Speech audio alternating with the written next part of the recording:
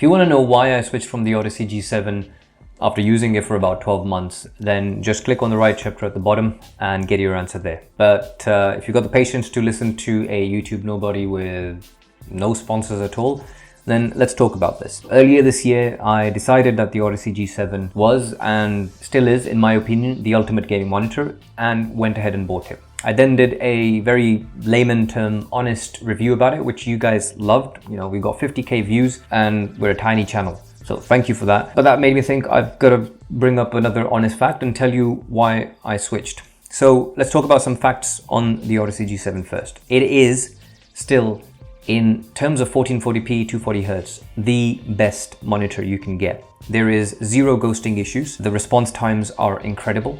The curve is brilliant and immersive, right? The corners are the right distance from your eyes when you're sitting directly in front of it. The contrast ratio is extreme. You don't get that in IPS panels. Colors may be better on paper on IPS panels, but the contrast ratio makes the colors pop on the Odyssey G7. If you're in a dark environment or any dark games, the Odyssey G7 is by miles better. It looks better. Side by side, I've seen it against IPS panels and it looks so much better. So why did I choose to move away from it? Well, the images at the bottom will now explain that. So I've changed my setup a lot, and I'm sort of very particular about how I wanted my setup, and that's why I had to experiment with many things. I started with a corner setup, and the curve is perfect for that. It looks amazing. I then went to a vertical setup, which was good, but I had to move my desk away from the wall to be able to have enough space for that curve. And now in my latest setup, I didn't want that. I just wanted the cleanest setup possible. And you can see now in these images, the Odyssey G7 is got an incredibly deep connection area to the VESA mount, or even on its own standard arm. It's a 5 to 6 inch difference. That's a lot, right? Compare that to the LG 27GP850, which is the other one that you see in the image. And that's an incredibly clean, space-saving kind of monitor. I'm saving about 6 to 7 inches of space on my setup. And that's it. That's the reason. So I've compromised on maybe getting, let's say, 10% of that performance, which Levy isn't happy about at all. You know, he's all about speed. When you're in game, it doesn't really make a huge difference, right? There are some scenarios, there are some games where you can notice the differences in speed. But generally, for most uses, and add in the fact that I use my setup for work as well sometimes, so productivity, Excel sheets, etc., the curve can be a bit discerning, especially with spreadsheets. So overall, a flat panel can be the better choice if you like the curve, which I did, and you have the space, or better yet, you've got a corner setup, then stop watching this video. The Odyssey G7 is still, in my opinion, in terms of 1440p and 240Hz, the ultimate gaming monitor. And right now, the prices have dropped, right? I bought mine for around 500 GBP earlier this year. It is now available for around 400 GBP or 500 US dollars. I think that's a bargain. For those of you that are staying, I assume you come into the category, obviously, you don't like the curve, you don't have the space, blah, blah, blah. So what alternatives can you buy, and why have I chosen the LG 27GP850? Flagship devices in the IPS area, and normally all the flat panels are IPS, and there's only two panel technologies that I would recommend.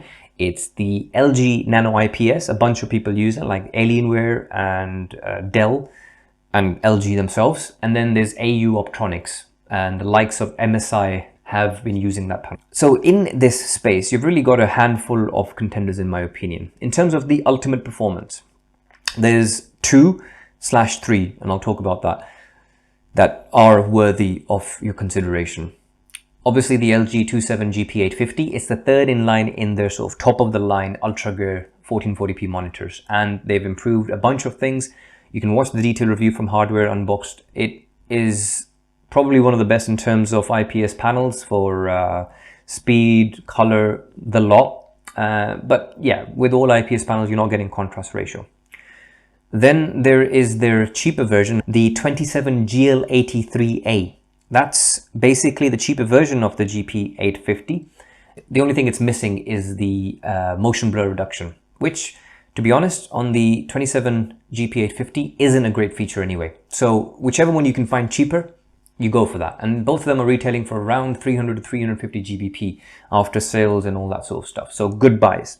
Then the other option you have is the AU Optronics panel I mentioned. And in that space, you have the MSI MAG 274QRF-QD. Also a great panel. Again, hardware unboxed review. Highly recommend it. Go and look at that first. If you're really looking for a budget option, then Dell also uses the same LG panel, the Dell S2721DGF. Very good monitor for value for money. Great bang for the buck. You are compromising for not getting 240 Hz on any of these monitors. You're hitting around 165 to 180 max once you overclock the 27GP850. So the reason I went for the 27GP850 in particular is because I think that in terms of ghosting, which is really the main thing for gaming, Nano IPS is better than AU Optronics. That's my conclusion after watching a lot of reviews, Hardware Unboxed, Lioness, the whole. The LG Nano IPS is better. And then within that technology, the LG 27GP850 was available on sale for less than 300 GBP. So I managed to get this one for less than £300, which was a brilliant deal.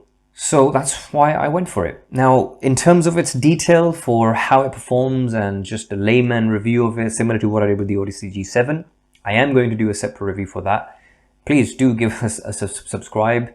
You know, look how angry this guy is. You know, he needs some numbers to cheer him up.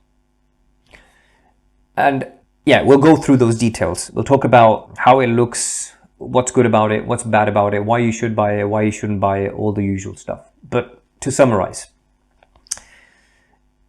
this is one of the thinnest, this LG 27GP850 and the other cheaper version as well, which is the 27GL83A. They are one of the cleanest, most minimalistic panels you can get. And you can see that here in the setup. You know, it's hardly taking any space. Between my space-saving monitor arm here and the connection at the back, there's less than 3 inches, maybe 2.5 inches. That space, as I explained on the Odyssey G7, is about 6 or 7 inches, right? And it's taking all that space. That didn't work for me.